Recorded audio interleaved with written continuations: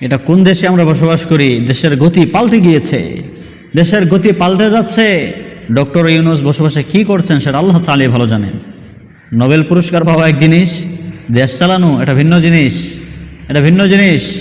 বিচার নেই, কোনো ধর্ষক দেখা যেত না, কোনো ধর্ষিতা নারীর চিৎকার আওয়াজ আমরা শুনতে পেতাম না।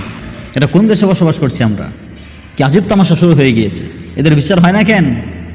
একটা ধর্ষকের বিচার যদি ইসলামের আইন মতো করা হতো, আগামী 100 বৎসরে একটা ধর্ষণ জন্ম নেওয়ার আগে অন্তত 10 বার কলিজে কাঁপতো। কি করছেন আপনারা? আমি বুঝতে পারছি না কি করছেন। বিচার হয় না কেন? এত গুম কেন হচ্ছে, হত্যা কেন হচ্ছে? এগুলো কি কোনো বিচার নেই? ইসলামের আইন যদি জারু হতো, কিসাস যদি চালু হয়ে যেত, হত্যা করেছো তুই হত্যা হ, জান নিয়েছিস তুই জান দে, দর্শন করেছিস পাথর মেরে প্রকাশ্য দিবালোকে ওকে দুনিয়া থেকে বিদায় করে দাও, দুনিয়া থেকে ক্লোজ করে দাও, আউট করে দাও। কোনো ধর্ষিতার বেঁচে থাকার কোনো অধিকার নেই, কোনো খুনের বেঁচে থাকার কোনো অধিকার নেই, কোনো ইসলাম বিদ্বেষের বেঁচে থাকার কোনো অধিকার নেই।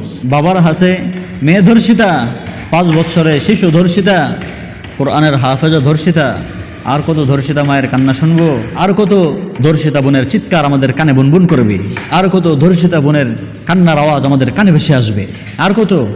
অনেক হয়েছে তো, দেশকে কন্ট্রোল করুন।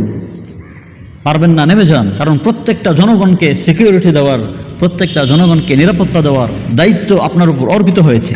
জবাব দিতে হবে, জবাব দিতে হবে। রাষ্ট্রের প্রধান হওয়ার পরেও, দায়িত্ব পাওয়ার পরেও দায়িত্ব অবহেলার কারণে কেউ যদি বিচার না পায়, কেউ যদি ন্যায্য অধিকার না পায়, কিয়ামতের সুপ্রিম কোর্টের কাঠগড়ায় আল্লাহর সামনে দাঁড়াতে হবে।